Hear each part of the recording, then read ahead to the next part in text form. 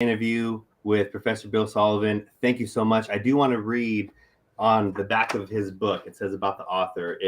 I couldn't word it any better. So it says William Bill Sullivan Jr. obtained his PhD in cell and molecular biology at the University of Pennsylvania and is now a Showalter professor at the Indiana University School of Medicine in Indianapolis, where he studies microbiology and genetics. He has published nearly 100 scientific papers and holds a patent for anti-parasitic drug discovery. Known among students as a funny t-shirt guy, Bill has earned multiple teaching awards for his lectures. Bill has been featured in Scientific American, on CNN Health, IFL Science, and The Naked Scientist, and Gen Con, and more. Through his writing, presentations, and interviews, he strives to make science accessible and entertaining for all. Welcome, welcome, welcome. Thank you for being here. Thank you so much. And again, I'm always with the lovely Dr. Christine Henry. Hello. Yes, thank you. I cannot say how much I love the book. The way you write is just so accessible, and I love all your little pop culture references throughout.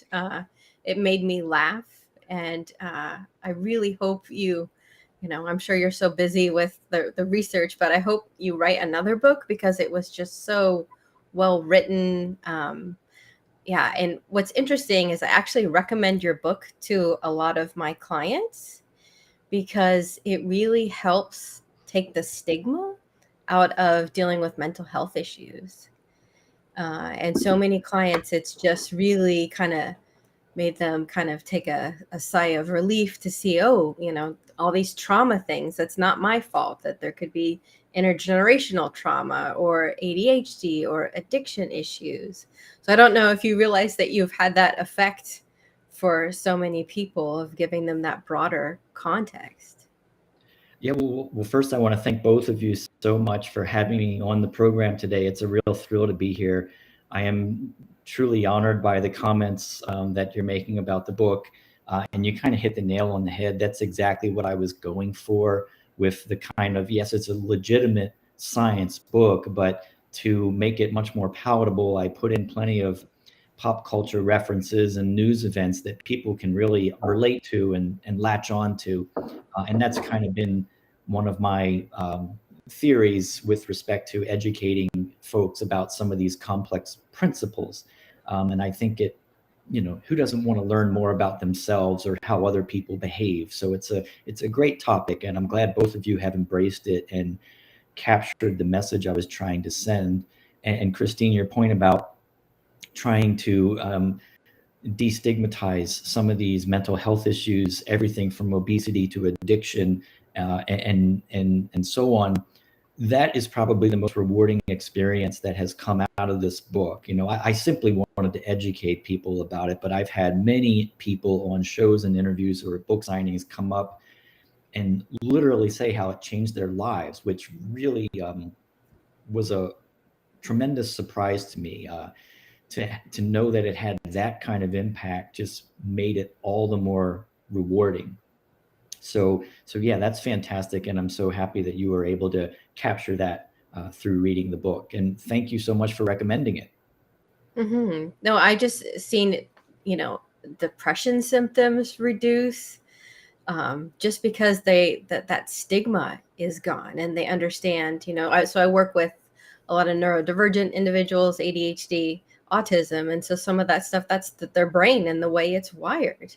And they have I'm lazy and all of these negative self-talk, right? But then you show them the science and the data, and they're usually very science and data people, as I think the three of us are, right? That then they can't refute that. And it's just this instant calm. So thank you so much. That knowledge is tremendous power, and I think is the biggest step forward to getting on a healthier road. And by incorporating some of the other tips that people can find in the book or some of these other revelations that science is uncovering, that seems to be the most productive way forward in handling some of the major crises that we currently have. So it's wonderful, and I'm so glad it's being helpful to you and your patients. Mm-hmm. Yeah, so let's get into it. I cannot Let's wait. Do it. Let's do it. So the first thing I wanted to ask, right, when we were discussing, or you were discussing viruses, you went into the Hershey and Chase experiment, and then you talked about phage, and then you talked about the study with it. And then I don't think it's fairly known that viruses in general are like it's an intracellular parasite. And with that, it has obviously different effects. It can affect people differently, I guess, because of, I guess from what you're saying is that bacteria that they potentially have. Now, with that, I don't know if I'm correct. I mean, correct me if I'm wrong. But with that, as someone that's in the dog field, I automatically think, okay, obviously dogs and people have different bacteria in their gut, or they have different microbiomes. And because of that reason, to me, it makes sense that that's why dogs or animals have certain diseases that humans can't get. And that's why humans have diseases that dogs can't get, or animals. But at the same time, there are some potential similarities between bacteria to where maybe that's why there's some sort of zoonotic diseases as far as we can both get them from each other. So what do you think about that? Right. So that's a lot. That's a lot of information to unpack. So Sorry. I'll start from the beginning and address. We'll ultimately get to the answer to that question because it's a fascinating one and a very relevant one given the pandemic that we've all been subjected to, which clearly was a zoonotic disease, a zoonotic transmission, meaning it hopped from animals into people. Correct. So it creates a lot of very fundamental questions along the lines, why do some viruses do this and others do not? Why do, even if the same virus gets into different people, why does it have a much harsher effect on one person and a very mild effect on another? All very good questions. But for the benefit of your listeners, let's make a distinction between viruses and bacteria. So the viruses are simply a tiny piece of nucleic acid. It can be DNA or RNA, and they encode viral proteins that basically build more viruses. But a virus can't do this on its own. It needs the machinery of a host cell. So it needs to get inside of some cell, and then it utilizes that machinery to make more viruses and then spread further. So it's a pretty helpless, parasite, if you will. It doesn't really do anything unless it's inside of an animal. And bacteria, there's all sorts of different species of bacteria, some of which are friendly and inhabit us naturally and do beneficial things for us. And then there's pathogenic bacteria that make animals or people sick. And those are obviously the strains of bacteria that we don't want in our body. But we don't want to broadly say that bacteria are bad or always linked with illness, because that's not the case. And in fact, as we'll go into later in the program, there's trillions of bacteria in our gut that we couldn't live without. So we need to, keep that distinction in mind. So with like zoonotic transmission, the first thing that comes to mind are usually viruses. Those are clearly pathogenic. I'm hard pressed to think of any virus that actually does good. They're usually bad because they get into the body and just start to wreak havoc. So why do they get into some animals and not others? That relates to the structure of the virus itself.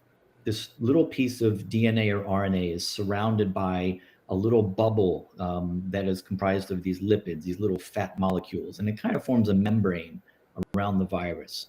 And that membrane has a small assortment of proteins that are found in it.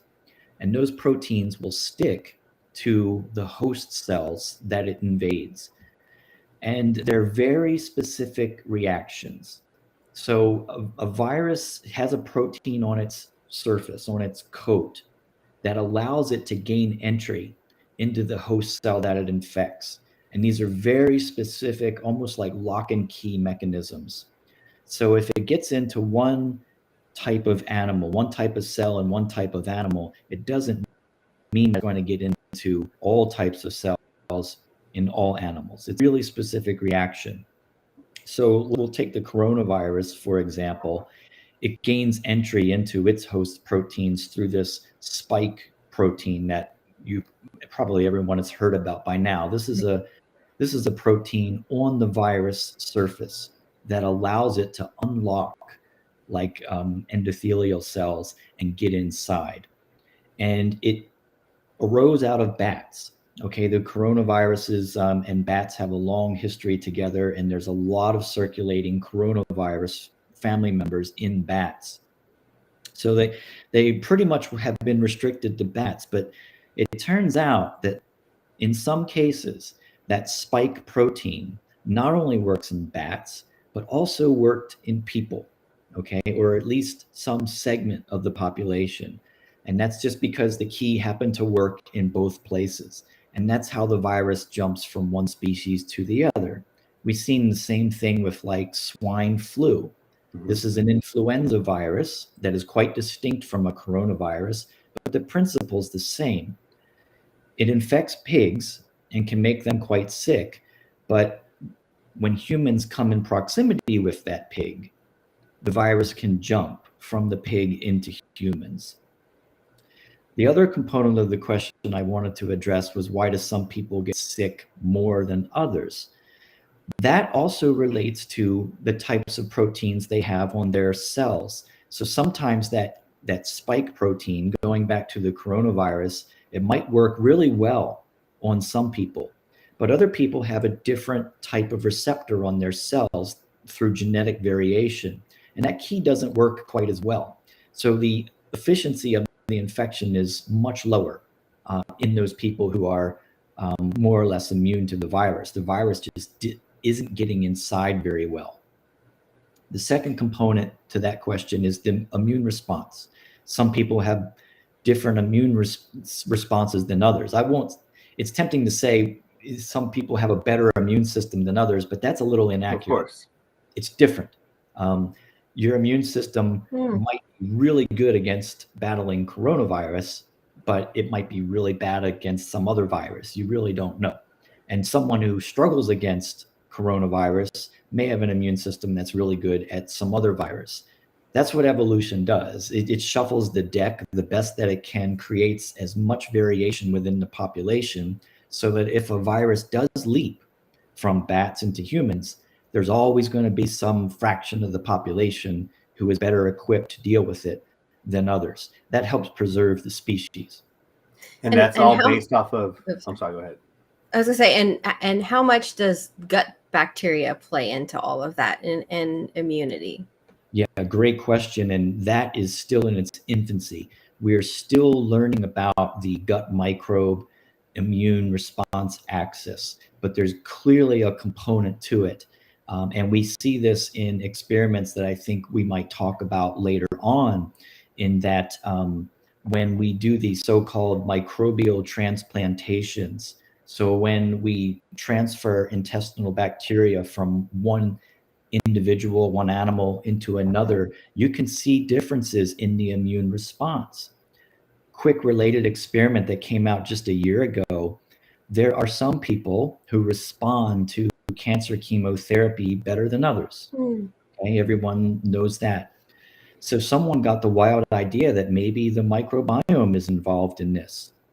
So they took the intestinal bacteria from cancer patients who were responding well to the chemotherapy, put it into the patients who were not responding well, and they started responding much better to the chemotherapy. Wow. So this parallels the discussion with pathogens and the immune and the microbiome. There definitely does seem to be enough evidence to warrant further investigation that there's crosstalk between the microbes in our gut and the immune system. Of course, that's not the only thing going on. The immune system is dictated by genetics first. Okay, there's clearly genetic differences in our immune systems. There's differences in the immune system between men and women. And there's a microbiome component. There's also evidence that certain infections, certain viruses or parasites can fundamentally change your immune response. So they kind of like, after they infect you, they tweak it in a certain way, and then you respond differently to future infections. We've seen pathogens also seem to be the initiation point for a lot of autoimmune diseases. So some person might be perfectly happy, perfectly healthy, then they get sick, usually with some kind of intestinal infection. Mhm. And then all of a sudden they get ulcerative colitis or something. Mhm. So we're just at the beginning of trying to connect all of these dots, but it's an excellent question and a very active frontier of research. Mhm. And I know throughout the book, you know, in almost every chapter, you talk about uh, prebiotics, probiotics, and the effect on And mood. And if real quick, I sorry. had a question prior. So Mhm. with what you were saying, and just because I don't want to get off topic, and that all depends on the protein that that individual specifically has. For like virus entry, is going back to that question. Correct.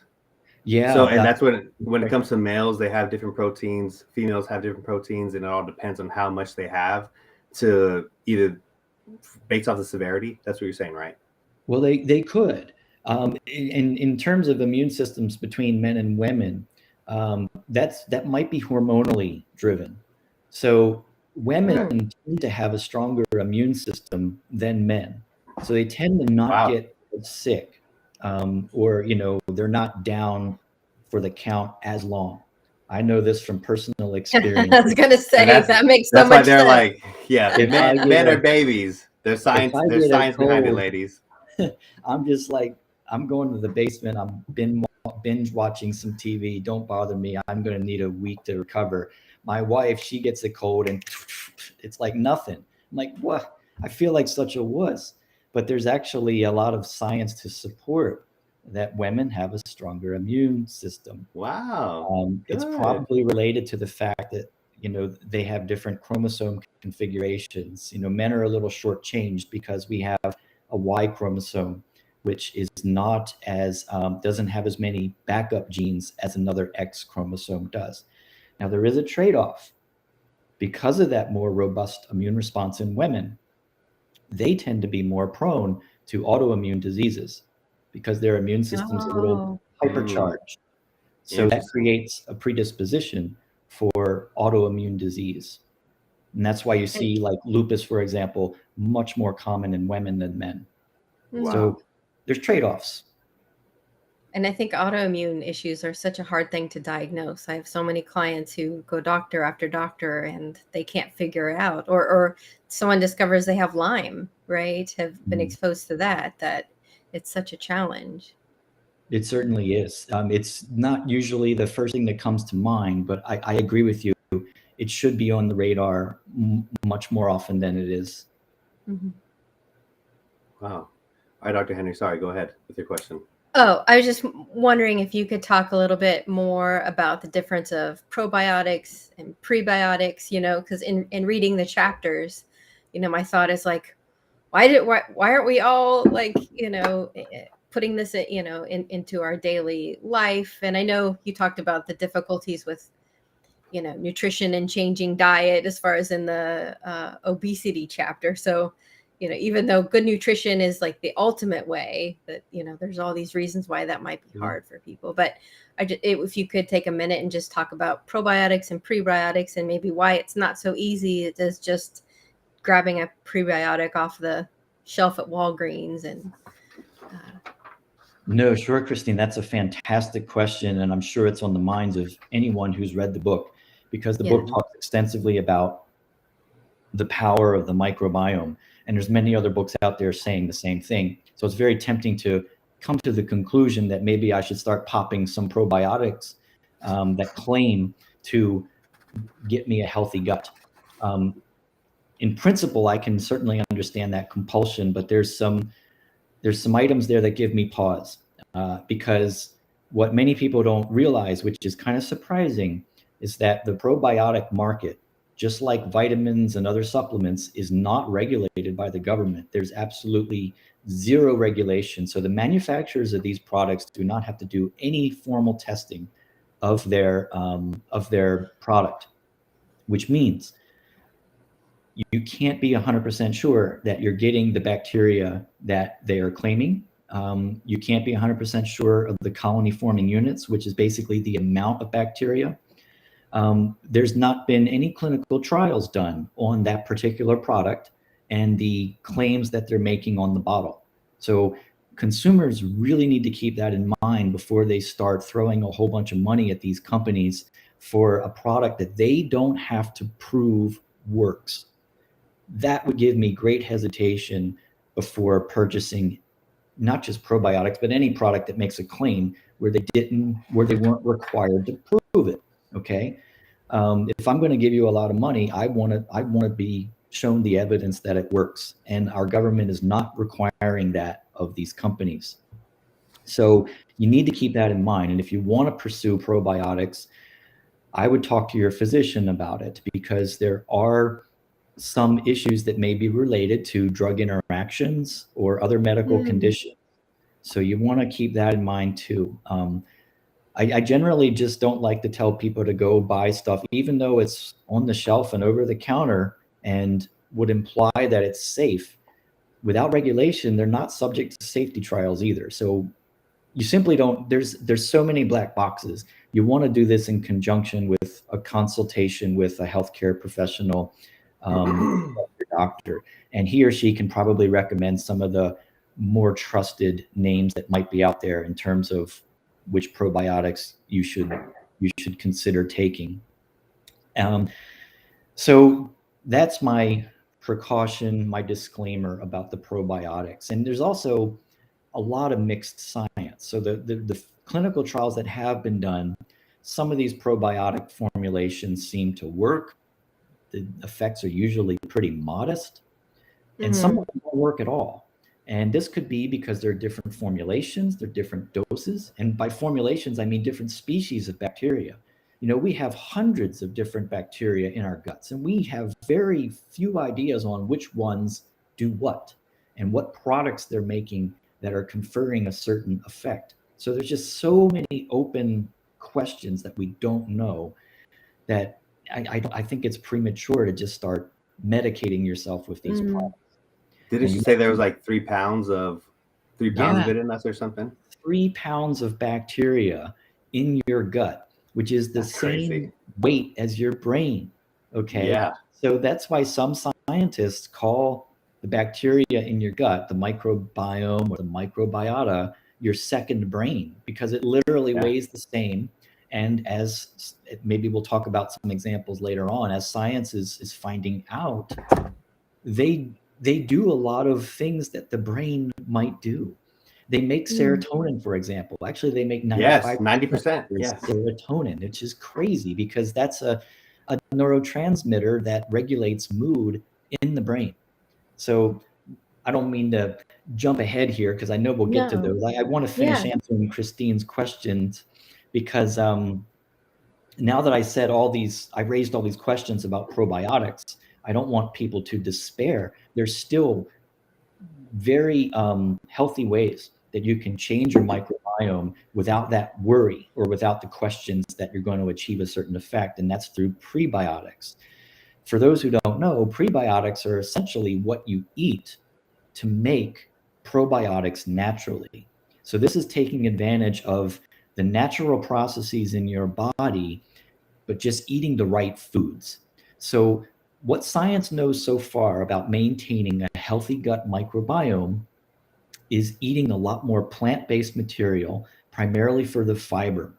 Okay, we can't digest fiber per se, but healthy bacteria do.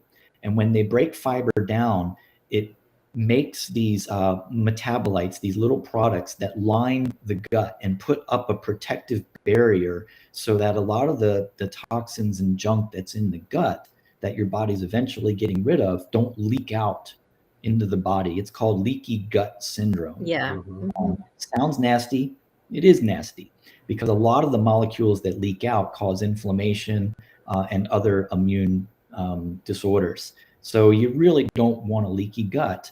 If you eat a decent amount of fiber, the bacteria start to thrive and they build this protective wall that lines your intestine and keeps the waste in the intestines where it belongs. Okay, so fiber is really important, and it's in a lot of wonderful foods that taste delicious. People just don't normally go to them.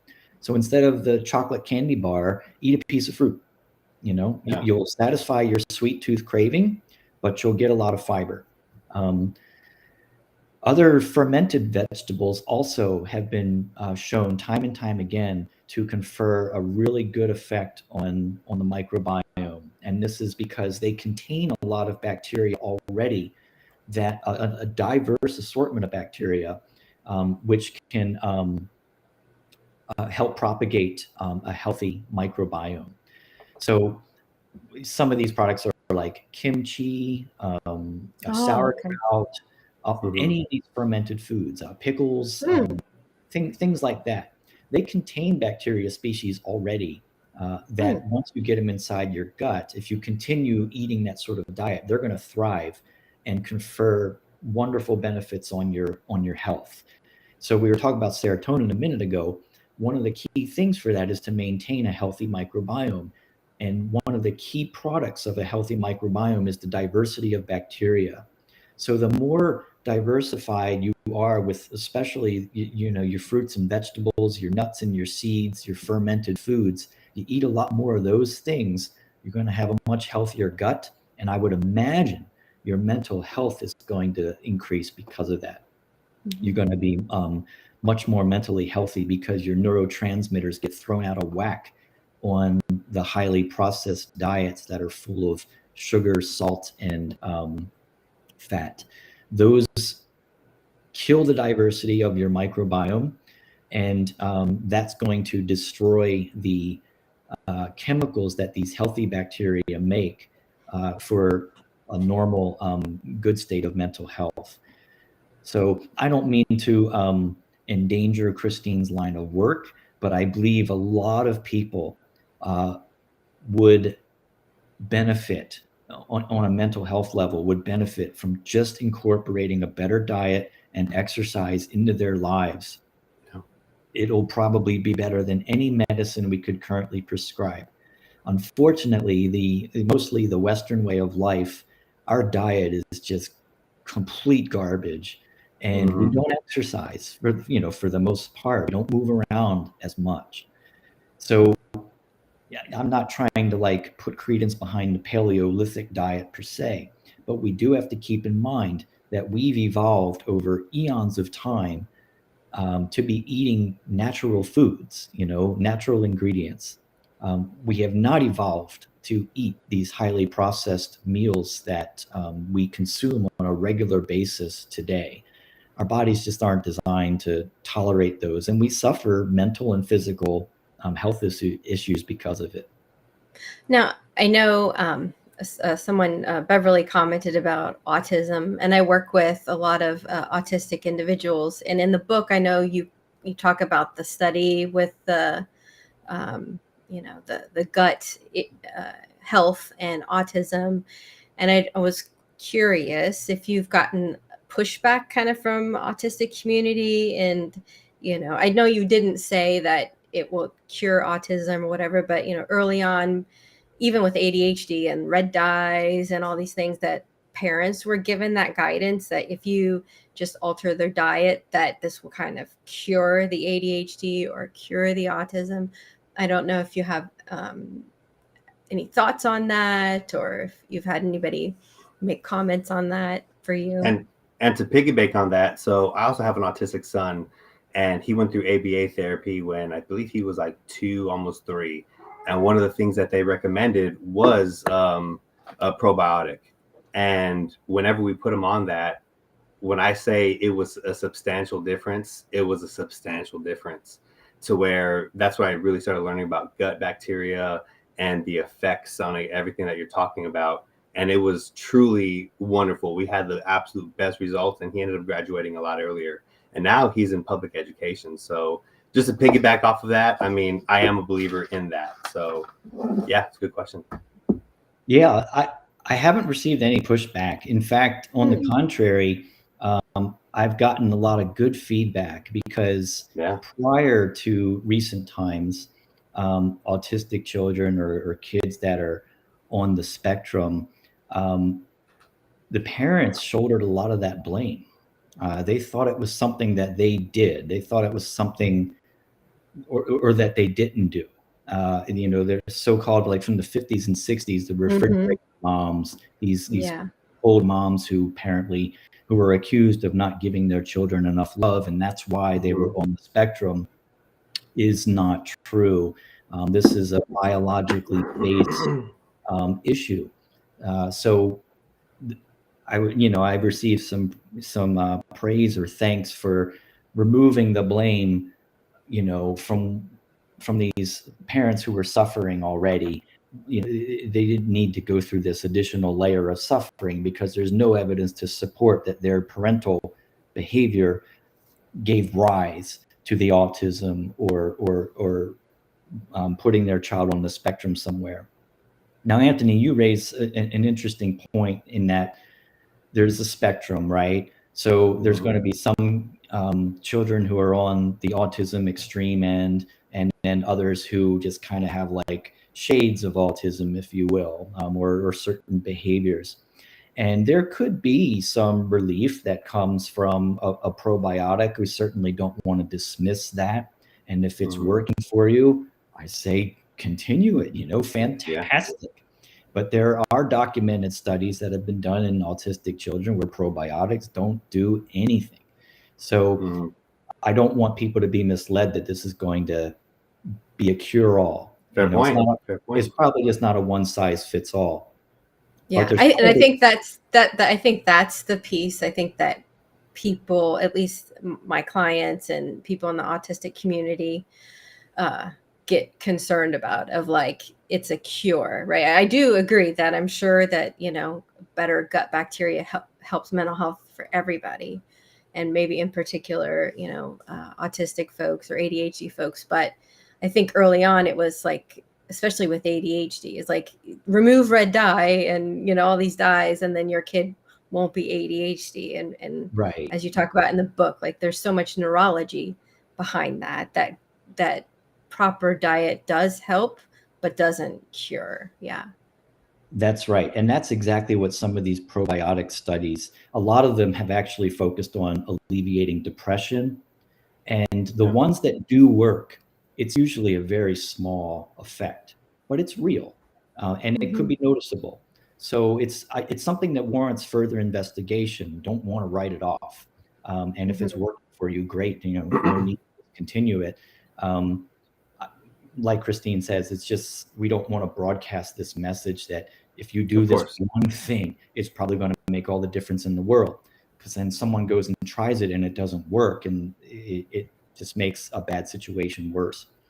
Autism is extraordinarily complex, and we don't know what's going on. We don't know the cause of this. What we do know is that there are genes associated with it. Okay, so there's probably a genetic component. Nothing we can do about that.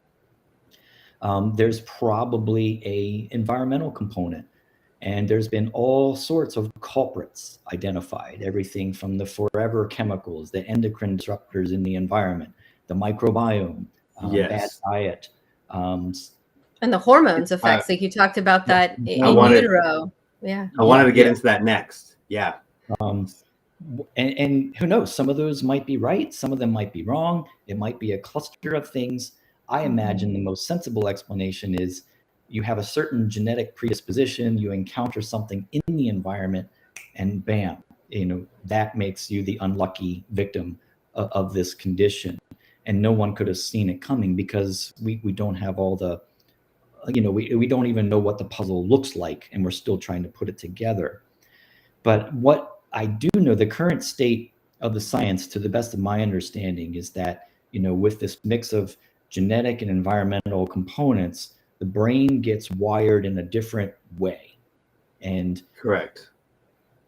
I'm not so sure. There's a really brief window in our development where the brain gets wired and neural pathways get set down.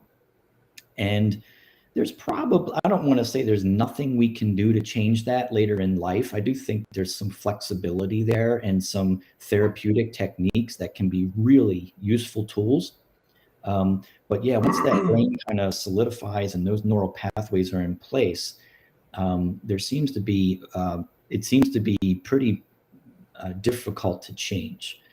Well, not to say that we can't make some improvements, but it can be tough. It's Well, challenging. and there's a statement that you say in there that I'm like, want to put it on my wall. It's like, work with the brain that you have and adapt your environment to that, instead of, because I think that's the struggle that so many of my like ADHD and autistic adults, is that they're trying to be neurotypical and that have their brain functioning in this way when it doesn't do that.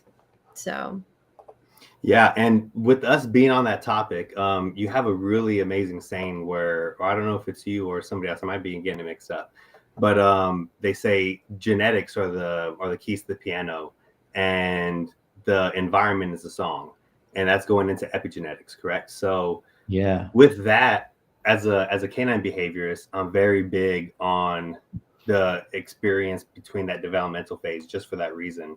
So one of the things I guess in dog training is whenever that dog's in that in that developmental phase, you got to make sure that the environment is just right, because obviously if not, that's when you can get really bad situations, or you can get aggressive behaviors. So I have a client, and when it comes to a genetic issue, there was a breeder. I'm not going to say what breeder, but as puppies, they had like a wire fence, right? Or it was like an electric fence, and to keep the puppies in, obviously they had the electricity on, and then whenever the puppy went to the gate, they got zapped.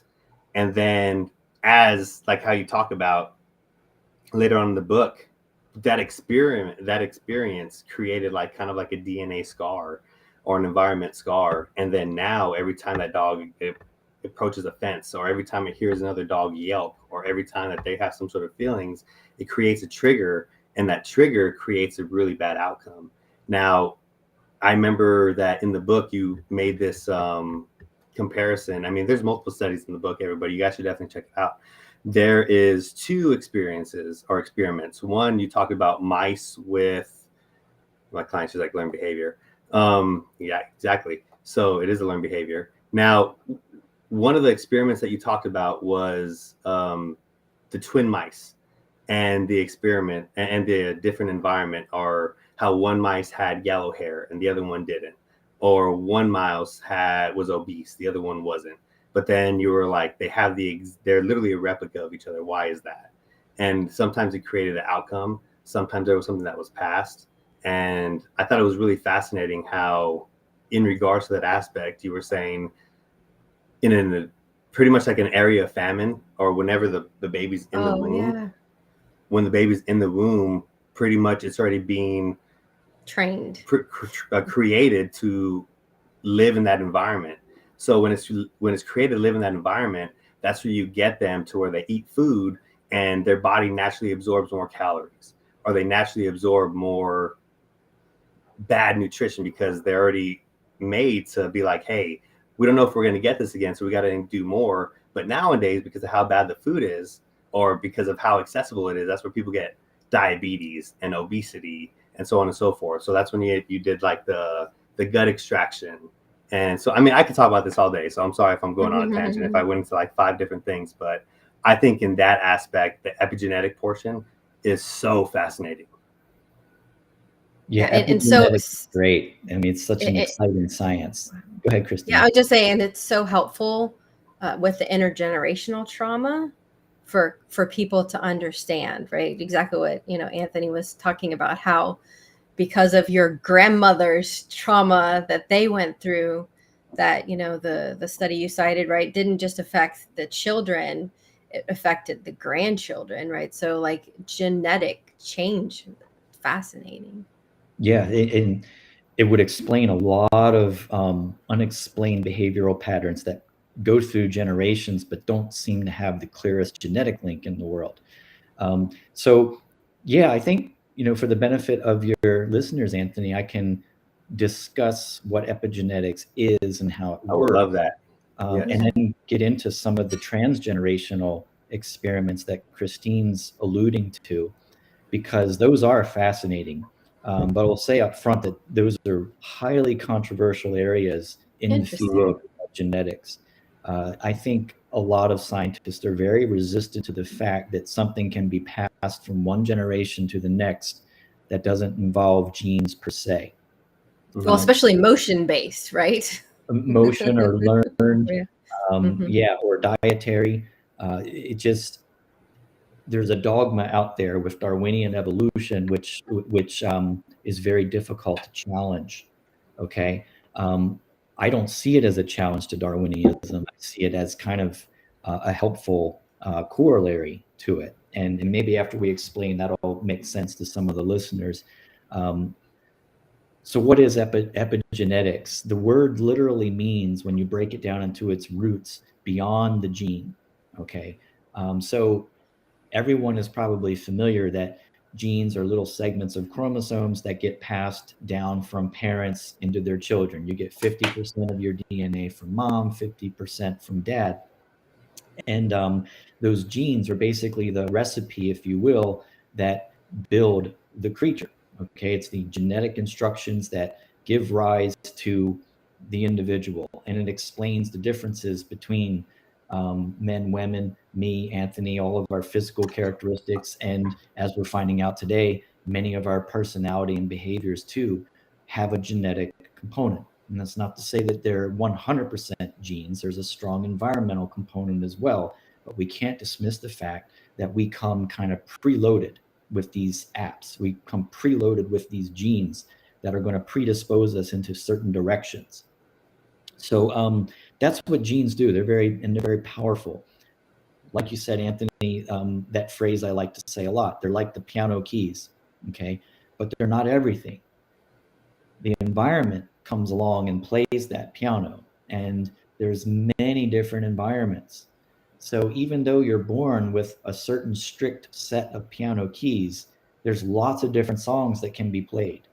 So the easiest example is, I would have been a very different person had I grown up in a war-torn, impoverished country, even though I had the same genes, right? It's obvious I would have been a very different person. I would have looked the same, maybe acted the same in some ways, but still at the end of the day would have been very different. So we can't underestimate the environmental component, despite the fact that the genes kind of predetermine our physical structure and some of our personality and behavior. So epigenetics describes how the environment changes the genes or tweaks them in certain ways. And that's why we say the environment plays the song. You can think of it in a different way. If you think of your DNA as the recipe of life, okay, the environment would be the chef. And different chefs are going to see that same recipe, but their food at the end of the day might come out a little different. Okay. And that's what environments do. Different environments can play with the same genetic blueprint, produce a modestly different individual as a result. How does this work? Well, we're just beginning to understand how, and we don't have time to go into all the weeds of like the molecular mechanisms of how epigenetics works. But one of the major changes is that, in contrast to like a genetic mutation, okay, which is another way that individuals can change, epigenetics does not change the sequence of DNA. It chemically modifies the structure of the DNA molecule itself. So we're not talking about a genetic sequence change. We're talking about a chemical modification in or near that gene, which changes its activity level. Okay. So DNA methylation, for example, this is a convoluted name for one of these chemical modifications that can be done to a gene. DNA methylation kind of are like those orange construction cones on the road. And the more DNA methylation you have on your gene, the less of it that's made. Okay. So you can now imagine, like, if you make a gene that predisposes you towards a certain behavior, okay, and all of a sudden that gene gets bombarded with all of these orange construction cones, you don't make as much of that gene, or maybe you don't make it at all anymore. Okay. That's going to have an effect on the person's behavior at the end of the day. And that was not achieved through a genetic change. That was changed by something in the environment causing an alteration in these DNA methylation patterns. Quick example I'll give you. Scientists look at the DNA methylation patterns of identical twins when they're only 3 years old. And identical twins obviously are clones of one another. They have the same exact DNA, no genetic differences, right? When they look at the DNA methylation patterns in 3-year-old twins, they're virtually identical too. So the epigenetic marks are also very similar between young twins. We look at 50-year-old twins, again, the DNA sequence is the same, but the DNA methylation patterns are very different. And this is why sometimes in older identical twins, they can look and act differently than one another, which is a real puzzle. Okay, it was a mystery in the sciences for decades, because how can people with the same exact genes end up being slightly different or even physically different from one another?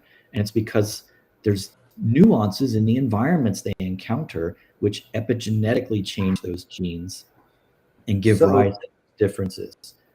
So what you're saying with DNA methylation is pretty much just a change in DNA sequence?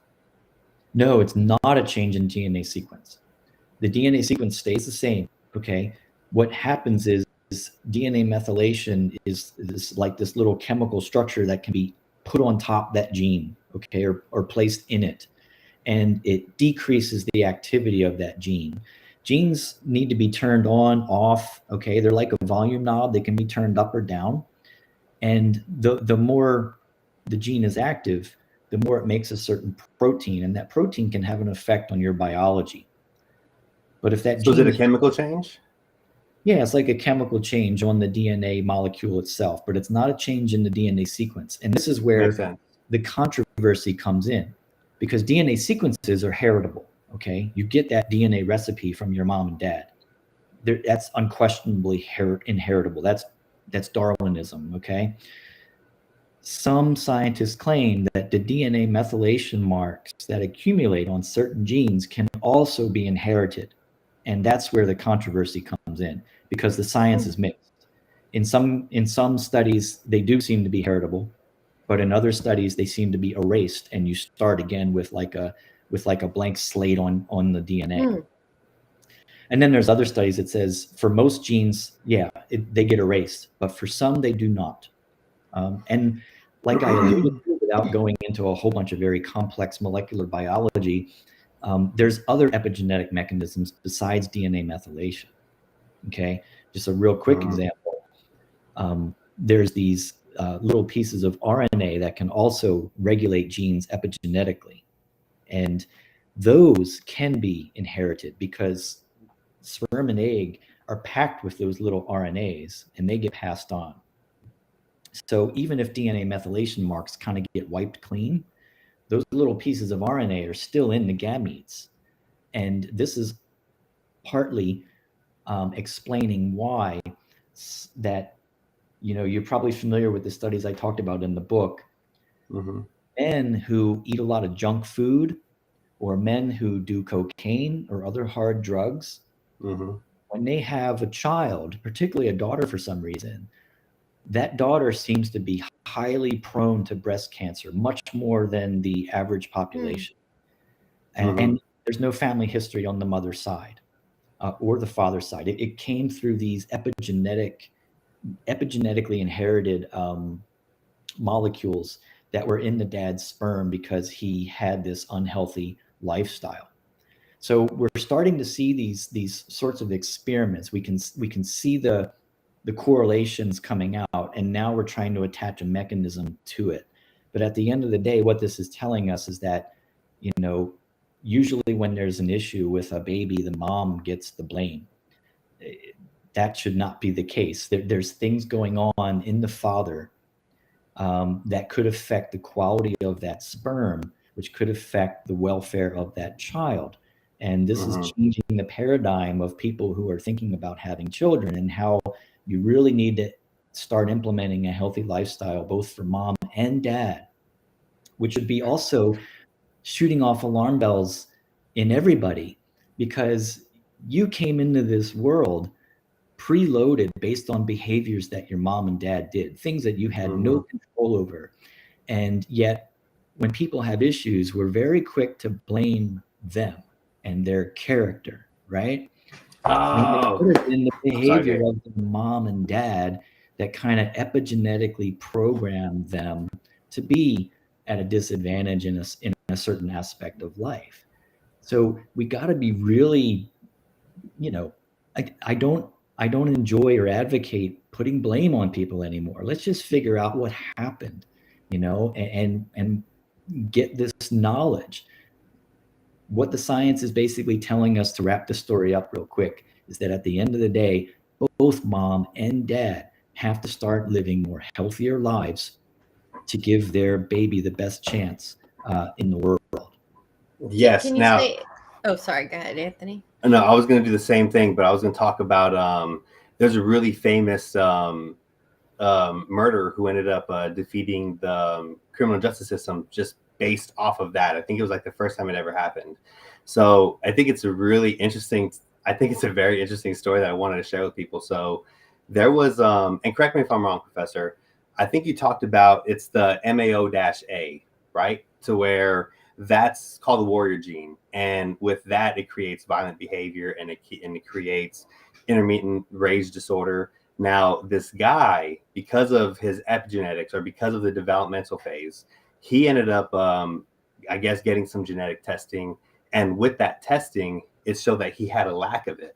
Now the reason that's important to understand is that MAO-A, it actually breaks down neurotransmitters.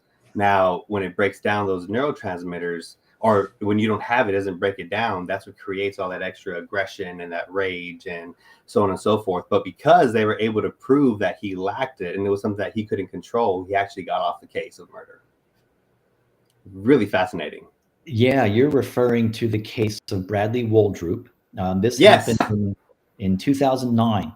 Yeah. He was the first person in history to be spared the death penalty. He still got imprisoned for life for murder, but he was spared the death penalty for murder. Death penalty. That's what it was. Yes. Because of his Sorry. genetic makeup. And you're right, it was Mhm. MAOA, which is a gene that encodes an enzyme that breaks down neurotransmitters in the brain. And it's been well established that if you make this, he has a genetic mutation in this gene, okay? And if you make that same mutation in mice, you see the same thing. You see this toxic buildup of neurotransmitters in the brain that basically put the mouse into this hyper aggressive mode. And these mice who have that mutation that Bradley Waldrop and some others in the environment have do become more aggressive and violent. It's really a phenomenon to see. But there's more to it than that. And what science, science jumped all over this when it came out. The MAOA got a lot of press back in the day for being the so-called warrior gene, which makes geneticists really angry. Because Sorry if I offended. oh no, you're doing what's out. It's been written up that way, and I refer to it in the book so that people gain clarity that yeah, this is the so-called warrior gene, but there's the plot thickens, and it's never all that simple. So Bradley Waldrop had other issues besides this genetic mutation, and this gets back into the epigenetics that both of you raised and how important the environment is. Because now that this case happened and we see these studies in mice where we make that mutation and yeah, these mice do get more aggressive. It's pretty remarkable. It's pretty striking to see. And it raises this question like, are all violent and aggressive people, is it something that they can't help? Is this just kind of hardwired into their genetic makeup? Are we stuck with being violent for the rest of our lives? Really important questions. So a lot of research has gone into this. And what scientists have found at the end of the day is that this same genetic mutation in the MAOA gene happens in people who wouldn't hurt a fly. Okay, so this kind of introduces a big question into the whole genetic determinism, that there's an environmental component to all of this too. It's just not that simple. And we can't like screen people for this genetic mutation and guarantee that they're going to be violent. Violence and aggression are too complex of behaviors. Genes don't encode for a warrior phenotype. They don't encode for obesity. They don't encode for drug addiction. They encode for a protein. and that's all they do. Okay. That protein works with tens of thousands of other proteins in the cell to bring about a certain personality or behavior. So we can't just look at one gene or one mutation and leap to conclusions. That rarely works, rarely benefits anyone. So to sum up this story, the mystery that unfolded was the environment. This warrior-like behavior emerges when you have both the mutation and adverse childhood experiences, or so ACEs, as it's known in the field. And Bradley Waldrop had, in fact, just that. He was abused when he was a child, and it is thought that that unique combination is what gave rise to his violent behavior. Studies of prisoners do find that violent offenders are enriched for this particular genetic mutation in MAOA. But when they reanalyzed the data, they also had ACEs. They also had adverse childhood experiences. Those who come up in better childhood environments where they didn't have abuse or bullying, and they had this mutation, they didn't have a predisposition for anger and aggression. They were fine. So it underscores the fact that the environment and genes collaborate, two sides of the same coin.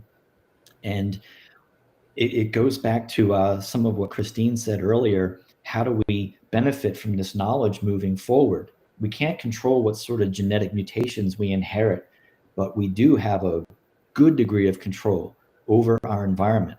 Okay, so we can construct healthy environments to work with the certain genetic blueprint that we're stuck with. Okay, we can't change that, but we can change our environments. And that gives us a great deal of flexibility and freedom on how we can move forward in a healthy manner with individuals who may, come preloaded with genes that might present a problem. I think you also at the end of the day, we should not have children subjected to ACEs. So let's maybe put aside some federal money to take better care of our children. Yeah. That would seem to be an easy sell, but we really don't invest in our children as well as some other developed countries do. It's staggering. Or the mothers during pregnancy too. Yeah, right? There were. I think I alluded to one of the studies towards the end of the book, how a very inexpensive and simple intervention program teaching, I think they were single young moms, and teaching them about motherhood, prenatal care, and infant care. This happened over the course of years, and the outcomes were just astronomically good. There was no question the cost-benefit ratio of this program. The benefits far exceeded the costs. And for some reason, Washington is really resistant to helping mothers or parents in any way. It's dumbfounding to me. Yeah, or any just preventative care, right? You want to make a strong, healthy country, it starts with investing in your own citizens. I also remember, you're talking about the warrior gene. You were talking about with depression, and how I think it was in Japan or something, like they had one of the genes that people had hypothesized was connected to depression, but in some Asian cultures, depression isn't expressed as much, even though they have the gene. That's right. And that's another fascinating topic, the difference between Western behaviors, where we grow up in this hyper-competitive, capitalistic, individualistic culture, where in some cultures of the world, particularly the Asian countries, it's more of a collectivism culture. And you're brought up not to be individualistic and egotistical. You're basically brought up to help the community, okay? And the ego, the self, is diminished. It's basically the Buddhism philosophy, if you're familiar with that. It's the diminishment of the self, but the enrichment of the community, which is a really lovely philosophy, because if you live in a healthy community, it only benefits the individuals as well. Okay. But there's some really fascinating studies that have been done in the health and welfare of people raised in Western countries versus these collectivism countries. And Christine, you're exactly right. There's a very famous study where, you know, there's dozens and dozens of genes that have been linked to depression. So if we look at someone who's predisposed to depression in a Western country, who's genetically predisposed, they have higher odds of actually getting depression than someone who has that same genetic mutation in a collectivism culture. They usually don't get depressed because they have all this support from their community. Yeah, it's fascinating. And I think that goes into in the book you start talking about the evolutionary ghost. I believe that's what it is. I think that's what it sounds like. I mean, people have one perspective and they're more along the lines or inclined to help people that have that same perception rather than the opposite, and then so on and so forth. I mean, you see that in the dog community all the time. It's like, hey, you got a rescue dog? Me too. Cool. I want to help you. Or, oh, you're with a breeder? No, you're horrible. Or, I got a big dog. I got a small dog. I like pit bulls. Pit bulls are horrible. So I think it just goes back to where it's that evolutionary ghosting that you were talking about, to where people just have different beliefs. And then whenever they have different beliefs, their brain, I mean, just subconsciously just automatically goes towards that. Like you said, it maybe just to conserve energy or something that they're not really thinking of. But I don't know. That's exactly what it sounds like. I use evolutionary ghosts in a number of different contexts. I don't know why I was drawn to that phrase. It just sounded really cool. And again, because there are aspects about human personality and behavior that we don't have any control over. We are products of evolution, and it's been going on for eons now. A lot of our characteristics can be seen in chimpanzees or bonobos, which are our closest cousins on the evolutionary tree, which tells us that we've been evolving certain behaviors for a very, very long time now. So they're deeply entrenched within us. Mm-hmm. They're part of human nature.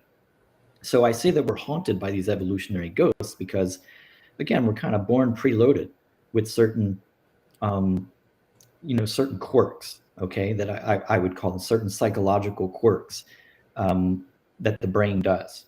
And I would be happy to talk about some of those because they do create some of our most pressing problems in the world today, like political polarization, stereotyping, racism, and so on. Mm-hmm. These are all the result of these evolutionary ghosts that I talk about that kind of haunt our brain and put reasoning in the shadows, if you will, because our brain has a remarkable capacity to be analytical. But these evolutionary ghosts kind of push that to the side and take over in some people to our community's detriment. So we can certainly talk about that. But to be fair to you, Anthony, I wanted to circle back real quick to the epigenetics discussion. And Christine brought this up too, this inherited trauma sort of phenomenon.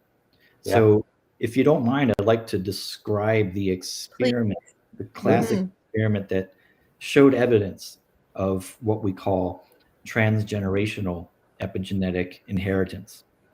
That's quite a mouthful, but the study is really fascinating. So it all starts with these investigators who were looking at mice, and mice, just like humans, they love the smell of almonds, okay? Mm-hmm. So there's a chemical that smells like almonds that these investigators used. And when you expose mice to this chemical, they get all happy, they are attracted to it.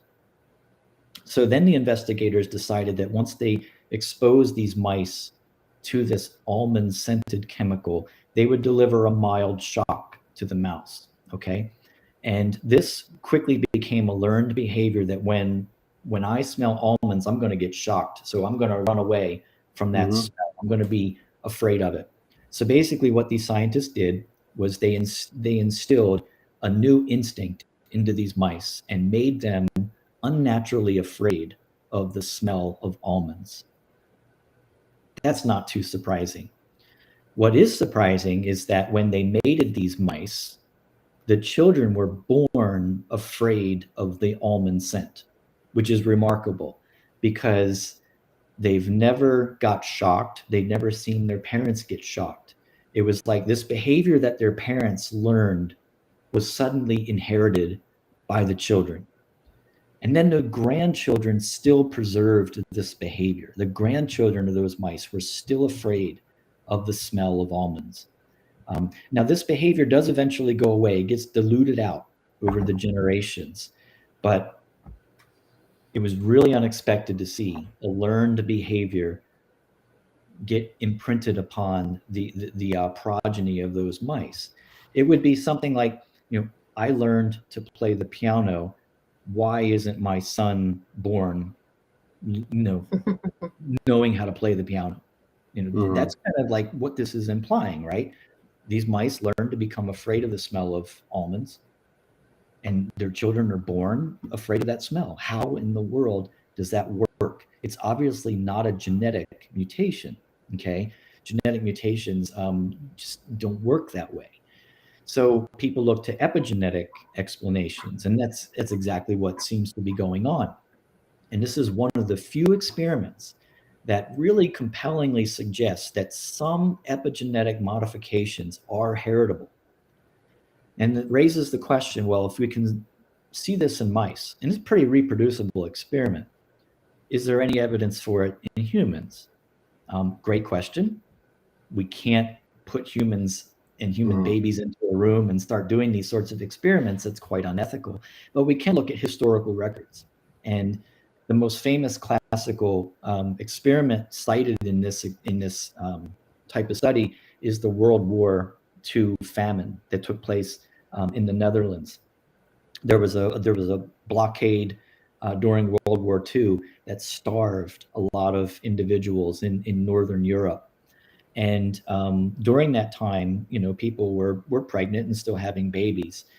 So investigators looked at historical records, and it turns out that the mothers who were pregnant during that famine, as you alluded to, Anthony, when you're in the uterus, when a baby is in utero, it is basically being epigenetically programmed for the environment that it's going to be born into.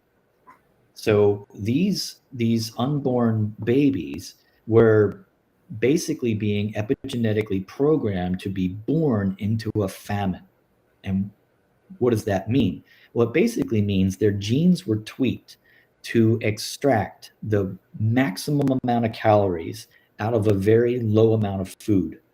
Okay? That's exactly the kind of metabolic state you want to be in if you're born into a famine where there's not a lot of food. But of course, World War II ended, the famine's over, and now we live in a very calorie-rich world, okay? And it turns out that the children and even the grandchildren of these mothers who were starved during this famine now suffer from obesity and diabetes because their epigenome had been tweaked to extract the maximum amount of calories. And you put that type of individual into a high calorie world, it's an obvious recipe for obesity because they're ingesting high calorie foods right off the bat, but their bodies are engineered to extract the maximum amount of calories out of them. And that's usually pointed to as evidence for human transgenerational epigenetic inheritance. So it's so helpful so helpful for people who are hyper vigilant and just have like such a I don't know, over aroused sympathetic nervous system, right? To look that maybe even though you didn't go through a trauma, but looking at your parent and understanding how their trauma affected you. Exactly. Now, and who would have thought to do that? I mean, it's such a counterintuitive thing that you have to back up a number of generations to maybe see what was going on to explain or possibly explain one of the personality or behavioral traits you have today. Well, I think therapists, of course, go that to the parents, but not so much looking at the grandparent. Right. Yeah. No, that's a good. I mean, I was literally going to get into that sooner or later, but I didn't think about it that way. So if you're talking about, just with epigenetics, if something traumatic were to happen, right, to where they're more predisposition to be aware of their surroundings, or they're more predisposition to sense danger, and obviously with that comes anxiety, with that comes, possibly even like schizophrenia, arguably, with that, are they automatically predispositioned to lack GABA? Oh, well, yeah, schizophrenia is a hugely complex neurological condition, and we don't quite know what's going on there. There seem to be multiple different components related to it. First one is genetic. So there are a handful of genes that have been correlated with schizophrenia, but there's no smoking gun.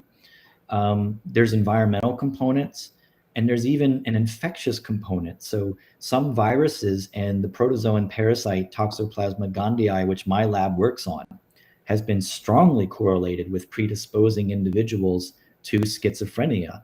In fact, infection with the Toxoplasma parasite has a stronger correlation with schizophrenia than any of the genes that have been implicated in the disease. Wow. And anxiety? Just, for schizophrenia. Wow. Do you want to talk a little bit more about the toxoplasmosis? Just about its impact on mood and what your lab has found. Real quick. Yeah, go ahead, Anthony. No, definitely. I definitely want to hit toxoplasma, but about that GABA question, if that was the situation, would they naturally be predispositioned to not produce as much GABA? The experiments that I talked about in the book that relate to GABA have to do with drug and alcohol addiction.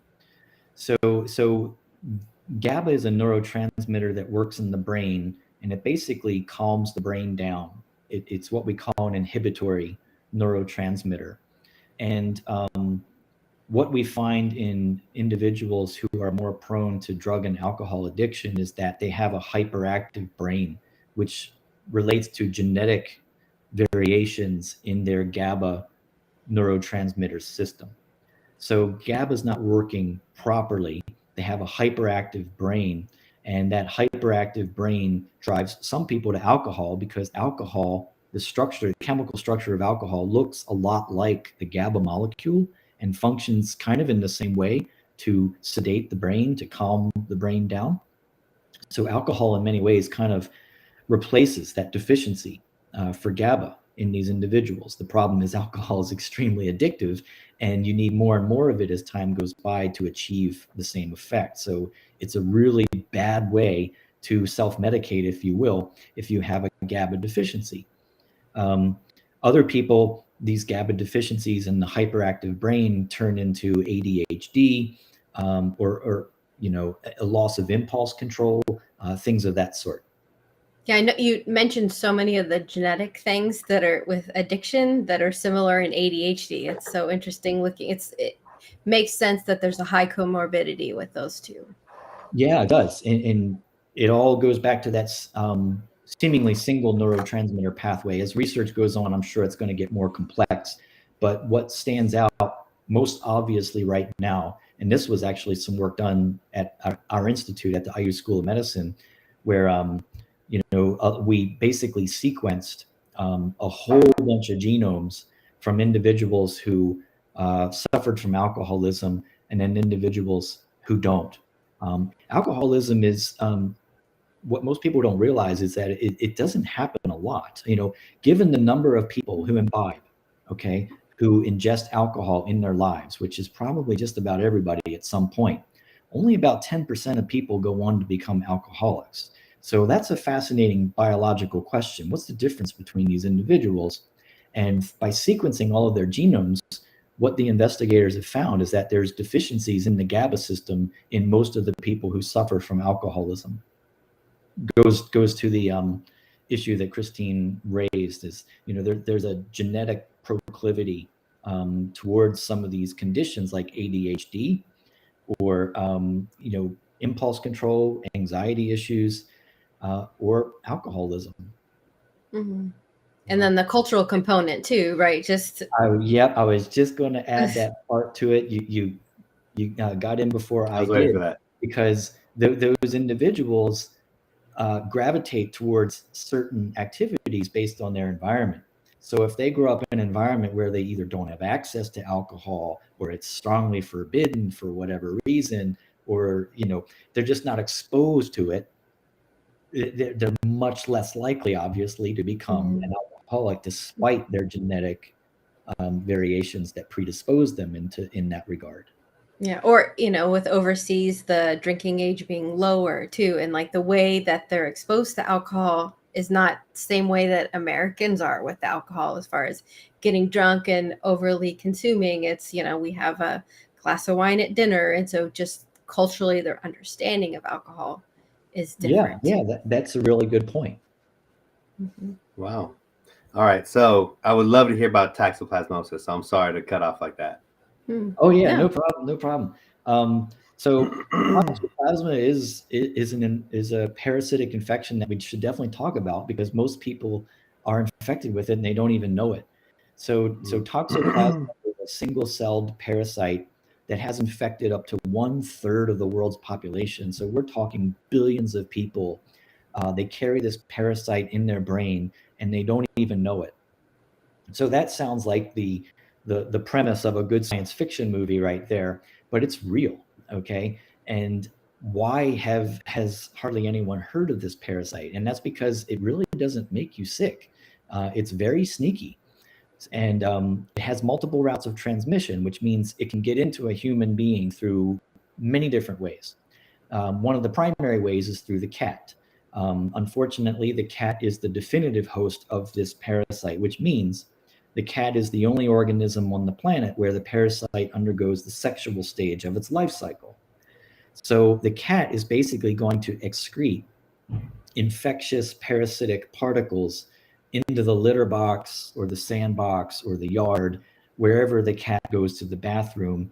When the cat's infected, you have a high chance of acquiring that infection yourself. Now, toxoplasma gets into all animals, not just cats, not just humans. It gets into all vertebrate animals, many of which we put on our dinner plate. And if we don't cook the meat sufficiently, we could also get toxoplasma infection that way, because the parasitic cysts are embedded in the muscle tissue of these animals. And then there's a chance of congenital transmission, which is more rare, but that happens when a woman pregnant becomes infected for the first time during the pregnancy. The parasite can actually cross the placental barrier and either cause abortion or catastrophic birth defects in the fetus. They tend to be born with encephalitis or blindness or suffer cognitive defects during the course of their development, because the parasite did neurological damage while that individual was still in the womb. So lots of different ways the parasite can get around explains why so many people are infected. But outside of the congenital infection that I talked about, if you're a normal, healthy adult and you get the parasite, you won't even feel sick.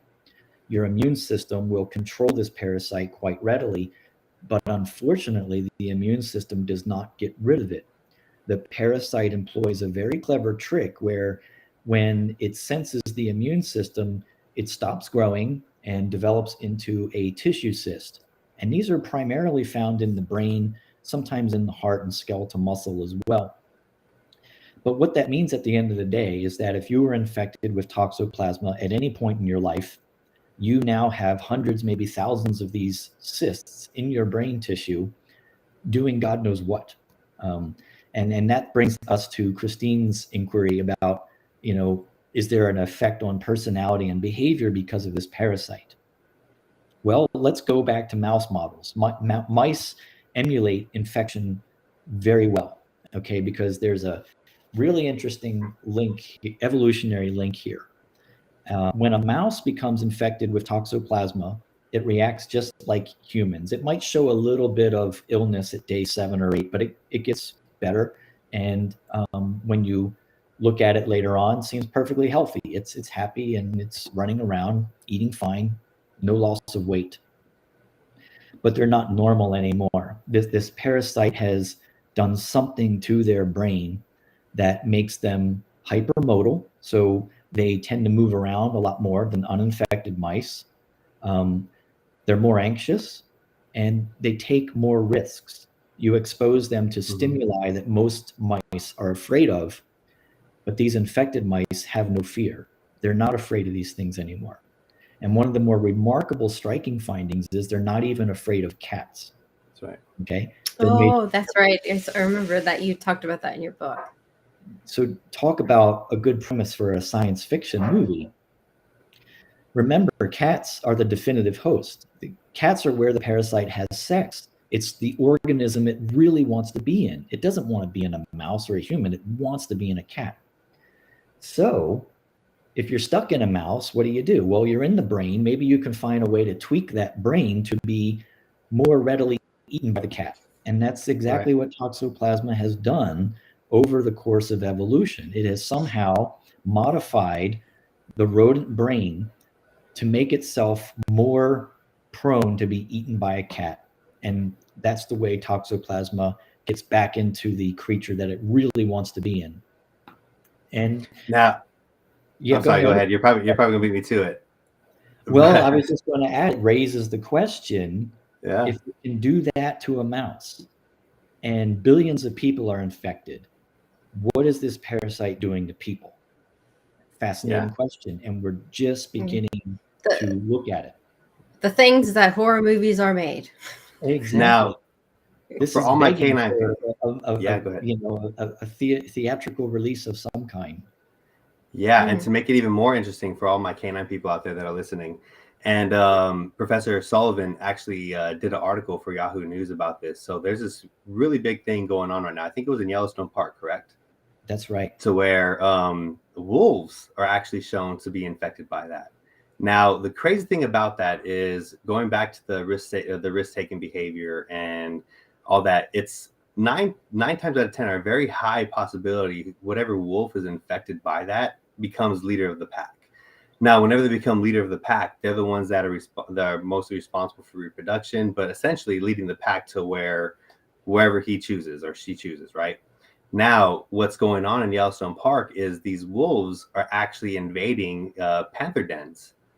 Now, the cool thing about that is now you have a wolf that is a lot more capable than a mouse. And you would never see that in the past. A wolf actually go there. They're usually pack animals and staying away from that, hunting in packs and stuff. But now they're actually hunting these panthers. So it goes back to where that question is, to where it's like, it's so crazy. Number one, how do wolves get it if they're really not around that area? And number two, when they do get it, now you have a more capable animal going to this panthers. And in my mind, I'm just like, it can't really be good for either or. Now you have an aggressive wolf that could potentially take out a panther den, but at the same time, that's probably the parasite's way of being like, hey, I'm bringing you food so I can reproduce in your gut or wherever. It's really fascinating. That is fascinating. And a similar study, that wolf study is pretty new. And if memory serves correct, infected wolves were like 21 times more likely to be the leader of the pack. Which goes towards this common theme that animals infected with Toxoplasma seem to take more risks. And that kind of predisposes them to maybe a feline predator.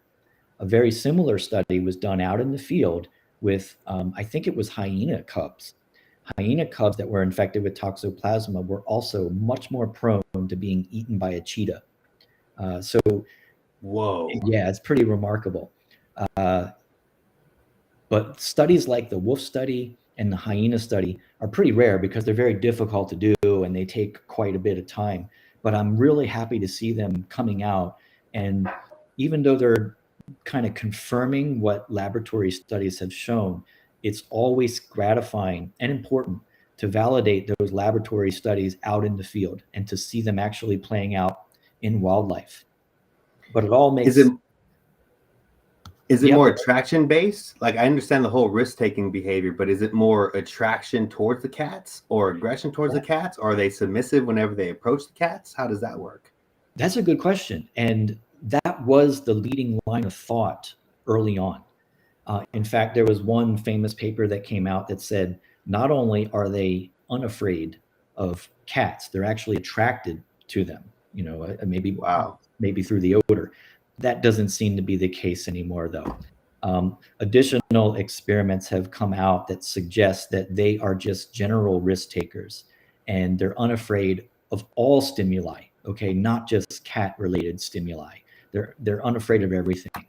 So It seems to be a more generalized response. So I guess the last piece of information, which might be on the minds of a lot of people, is what is going on in humans. And we see some of the same characteristics that we see in rodents, in the wolves, in the hyenas.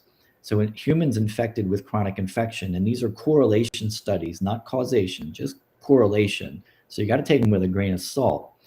Humans infected with toxoplasma also seem to engage in higher risk-taking activities. There's been links to toxoplasma infection and gambling, for example. There are links between being infected with toxoplasma and being involved in a car accident. You're 3 times more likely to be a reckless driver if you have toxoplasma infection. The strongest link that I might have alluded to earlier is with schizophrenia. So my lab and some others have shown that this chronic infection with these toxoplasma cysts in your brain actually induce a low level of neuroinflammation. So they cause inflammation in the brain. And that's been previously linked to predisposing people to schizophrenia. And it might answer a lot of the questions. Schizophrenia might not be caused by one thing, okay? There are certain genes that you can inherit that cause inflammation in the brain. There are other infections that cause inflammation in the brain. And there's environmental toxins that can cause inflammation in the brain. So maybe if you get a perfect storm of some of these things, that's what ultimately sets schizophrenia off.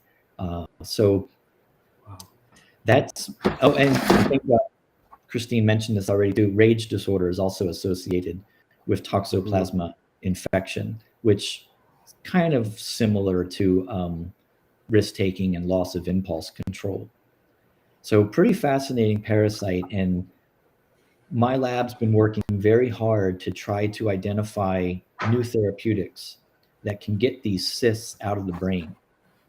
And the main reason for that is the clinical component, because even though most healthy people, these cysts really don't do anything that we can see clinically, if you were to become immunocompromised, either through HIV or maybe sometimes during cancer chemotherapy or organ transplantation, toxoplasma can reactivate and the parasites start growing again very rapidly, and they are eating up brain tissue as they do that. So you can have a very disquieting neurological effect if toxoplasma becomes reactivated during immune compromisation. So there's a real clinical need to get rid of these cysts before something like that happens, because reactivation of infection can be life-threatening for immunosuppressed populations.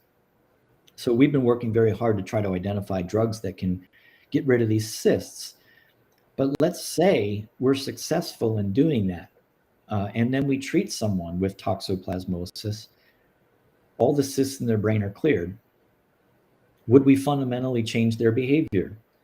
And would we take away maybe a personality trait or a behavior that they're known for, and basically make them unrecognizable to other people? That's a philosophical component to our work that we now have to consider, given these behavioral studies that are coming out. And it's a pretty interesting question to ponder. And when you think about how much free will you might have and how much, either a pathogen or genes or epigenetics or evolution really pulling the strings on the puppet, if you will. So yeah, that's a pretty fascinating aspect to our work that, is kind of on our minds as we move forward. So I can see that. With my clients who have a lot of health anxiety, so I'm sure they're gonna be like, how do I get tested for this? How do I know if I'm infected? And then if I have a parasite, what do I do? I think there must have been something going on around TikTok, because I had one client who was like, maybe it's parasites in the brain. I need to get hydrochloroquine to get rid of parasites, So I don't know if you could speak on like that. Yeah, no, that comes up a lot. And usually whenever there's a big splash of toxoplasma in the news, like that wolf story not long ago, we see a spike in these sorts of questions. And I get emails constantly from people thinking that toxoplasma is going to explain all of their problems. And I rush to tell them probably not. But, just for accuracy's sake, yeah, there's a simple blood test you can take to see if you're toxoplasma positive. And in fact, in countries where toxoplasma is even more widespread, they test pregnant women routinely for toxoplasma infection. We don't do that here. And we probably should. 1 out of 4 people getting infected with the organism, about 4,000 cases of congenitally infected infants every year. Why aren't we testing women for this parasite? I don't quite understand it. I guess it relates to money. But it's a useful test because if it shows up positive, you can begin a drug treatment that will minimize damage to the fetus. And the earlier you start that treatment, the better off the fetus will be. But I guess that's a tangent. So there is a blood test available, Christine. But just because you test positive, I'd be very hesitant to draw any conclusions that relates to anything concrete in someone's personality or behavior, given all the other more likely explanations that are out there. Because let's face it, about 3 billion people carry this parasite in their brains, and hardly anyone has heard about it because it's probably not doing anything greatly impactful, when we consider all the other things going on that could affect personality and behavior. Could it be involved? Well, the studies are just correlational, as I said. So we need more studies like that wolf study and the hyena study, where we go out into the real world and demonstrate these correlations, which with much greater certainty. Then we might have something that is more reliable, and we can build confidence from there. And there's no cure for it. So if these people get tested, they're just going to get knowledge. You can't take hydroxychloroquine or ivermectin or anything and get rid of toxoplasma from your body. There is a drug that will control the growing stage of the parasite. It's called Daraprim, right? So that's a drug that only puts toxoplasma into remission. It won't cure the disease, but it could, save your life if you have an acute episode. So that's what immune compromised patients take. But it's not a cure. So individuals who want to take medicine of some kind, Christine, that's not advised. Mm-hmm. Yeah, I think there was just so much misinformation. Absolutely. Not enough studies. Now, I know we only have you for a couple more minutes. First, thank you so much for staying with us this long. I feel like we could talk about this all day. When it comes to genetic testing, how can people, or where can people go to get genetic testing to see what they're more predisposition to, or to see their microbiome or anything like that? Where can they go for that? Excellent questions. There's a variety of commercial genetic companies that will test either some key genes, okay, or just the whole genome, okay? And they vary in cost and exactly what they do and what they tell you. So what we have to keep in mind about these genetic testing, some of them are useful, okay? So if you want, I'm not trying to discourage anyone from checking it out. I did it myself just out of curiosity. Some of it was crazy accurate, okay? They told things, they didn't tell me anything new about myself, but I was pretty surprised at some of the predictions they made that are actually true, okay? I'm a super taster, for example, and my genetic test confirmed that. Super tasters have an aversion to vegetables like broccoli and cauliflower because of some of the bitter chemicals. I can't stand those vegetables because they just taste excessively bitter to me. So I'm what scientists call a super taster, and there's a specific genetic mutation that alters your taste buds that makes you more sensitive to these bitter chemicals. So I got tested and confirmed that, yeah, I'm a super taster, but that's nothing my tongue couldn't have told me previously, right? But it's kind of nice to have that, I can show my parents, this is why I didn't eat broccoli as a kid. I have this gene mutation. It's not my fault.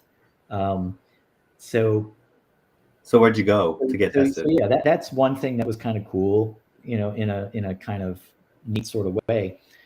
And some of these genetic testings will tell you if you're predisposed to like Alzheimer's or breast cancer or things like that.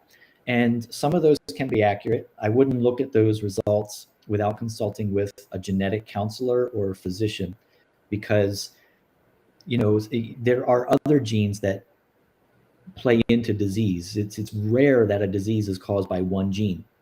It does happen, of course. There's some cancers that are one gene is responsible for it, or sickle cell anemia. One gene is responsible for that. Huntington's disease, same way.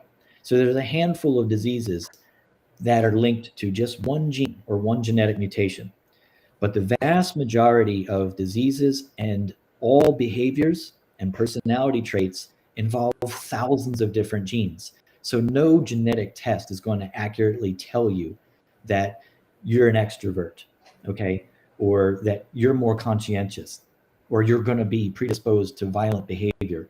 Genetic tests really don't offer that kind of resolution. And as we mentioned earlier, there's this environmental component that we're finding we simply cannot underestimate. And it's not 100% too, because like I know, like my parents have gotten, the like 23andMe genetic test, and like you said, some things are like, yeah, I totally know, caffeine affects me, all these things. But then like there was something about like we all sneeze at the sun, like, multiple sneezes. And it's so funny. And my father, my son, and myself all walked out from a restaurant into the sun. All three of us started sneezing multiple times. But like, I think that's one of the genetic things that they test. And it said that he didn't have it. And it's like, well, we know he does have it. Right. And I in the material from the company, it's like genetics doesn't explain everything, and that you have to look at the environment for that too. So that's that testing, the 23andMe and companies like that. That's that genetic testing. Mm-hmm. Okay. And I know some psychiatrists also have clients do that to help determine medication and what medication, that they might have more side effects, what medication might be more therapeutic. So I know some psychiatrists do it, but not all. That's a good point. I didn't touch on that. Some of those tests do look at liver enzymes, Wow. which are encoded genetically, obviously. And some people have variations in those liver enzymes that make them process certain drugs differently. And that could be the explanation that why certain healthcare professionals look at those tests, because it can be informative as a guide to whether a person's going to respond to a certain drug or whether they might have an increased proclivity for side effects. Yeah, So, yeah, especially helpful for people who've tried so many different things and things didn't work or had negative side effects. And yeah, so they clearly have some utility. But people do need to understand that when you're talking about complex personality traits and behaviors, the genetic testing is not going to be very helpful. Well, and medication won't fix everything either, right? That's that true. exactly what. Mm-hmm. Good. Well, the last question I have, I know I've had a lot, and I apologize to both of you guys. I'm so excited about this. So I wrote it down, and like I told you before this, Professor. I mean, as a candidate behaviorist, I read about all this stuff with the microbiome and about just the different tests that you went over with the mice. And it really seems like that's kind of the new thing that's going to be happening, or that's kind of on the rise, right? So with that being said, I mean, how close are we to that as far as, for it to actually start being prescribed? And like we talked about, if so, how ethical is that? Right. So I think in the last chapter of the book, this is where I tried to synthesize all the material that we talked about, much of which we touched upon today, and build a path forward. And any path forward that involves medical interventions of some kind, there's going to be some element of risk, some element of uncertainty. And this gets into some of the ethical issues that you might be wondering about. All advancements are going to be accompanied with those, because technological advancements always have a beneficial side, but you can always imagine a dark side to them as well. And then there's the unforeseen consequences which can emerge too. Paul Offit just wrote a wonderful book called You Bet Your Life that talks about new medical interventions and how we're going into uncharted waters, and we just have to stay vigilant for how they're going to work. So the key things we talked about today that are described in the book that involve genetics, involve epigenetics, which is how the environment regulates those genes, And then there's the microbiome component, okay, which talks about the intestinal bacteria and how they can affect our personality and behavior. And then there's these evolutionary ghosts that we talked about, as well as some psychological brain works that we alluded to as well. So you put all this at the end of the day, and you realize that the equation for personality and behavior is complex, and it involves many different variables that we've talked about today. There's rarely any one size fits all when we're talking about personality and behavior, especially when it comes to therapeutic treatments. And a lot more research needs to be done. Epigenetics and the microbiome are really hot areas of research, but who knows where that research is going to lead? Are these going to be the therapies of the future? I'm optimistic, and I think that they might be, but I'm not going to bet my house on it. You know what I mean? Got it. Yeah, time will tell. So that's where I think we are with some of these things, and they're very exciting to think about. Obviously, very thrilling to talk about. I enjoyed this conversation as much as hopefully you guys did. It's just wonderful stuff to talk about, and it's what gets me up out of bed every morning. I want to see what's happening in science and psychology and how we can move forward more productively, to benefit mankind. And I think until those therapeutics are out there, like your message, I mean, for me, I feel like this is so much of what I do with my clients is understanding who you are, what made you who you are, right? And that can be, your own environment, your parents' environment, possibly grandparents' environment. And then once you understand that, like what parts are changeable that you might want to change, and then what parts are just who you are. And then when you understand who you are, how can you have the environment fit that? Right. So you function optimally and have a happy life. I think I need to have Christine write the conclusion to my next book, because that is perfect. That's beautiful. That's exactly what I was going for, because I didn't just want to inform people about a bunch of cool science. I wanted to give them tangible, directions that they can take. There's a saying, I think it was Nietzsche, I'm not entirely sure, to embrace fate, embrace who you are, embrace the hand that you were dealt, work with that. You really don't have much choice, so you might as well embrace it, and then construct an environment that plays into that hand. And you can live a very happy, healthy, and productive life no matter what hand you're given, if you're able to remodel your environment accordingly. And the book gives you tangible lessons about that. And the take-home messages are better diet, more exercise, taking better care of your body, because that is what makes the mind thrive. Wonderful. Yay, Dr. Henry. Well, yay, Bill Sullivan for, having this great work that people can read and easily digest and, give them that message, right? So it's one thing if I say it, but then if you have a scientist saying it with data, people listen to it. Absolutely. So thank you so much for the book that you've written. And I hope that, I'm sure you're so busy with your own research, but it was so well written and so well received. I hope there's another book in your future. I hope so too. But I can't thank you enough, especially if you're using it to discuss with your patients, and if that is helping them, that's just one of the most gratifying things I can experience, to know that those words are actually conferring a benefit on someone. That just makes my day, makes my year. And Anthony, thank you for providing this forum so that we can talk about it and get more people aware of some of the simple things that they can start doing to live a happier, healthier life. Well, I can't take credit for that. That was Dr. Henry. So, I mean, it was just awesome. Yeah. Well, I thank you both. Yeah. It's been a true pleasure. Your questions have been fantastic. I loved the audience questions as well. They raised a lot of good points too. Mhm. Yes. So Bev asked if we can put up the book. So this is the book. It's called Pleased to Meet Me. Obviously, it's written by Professor Bill Sullivan. It's amazing.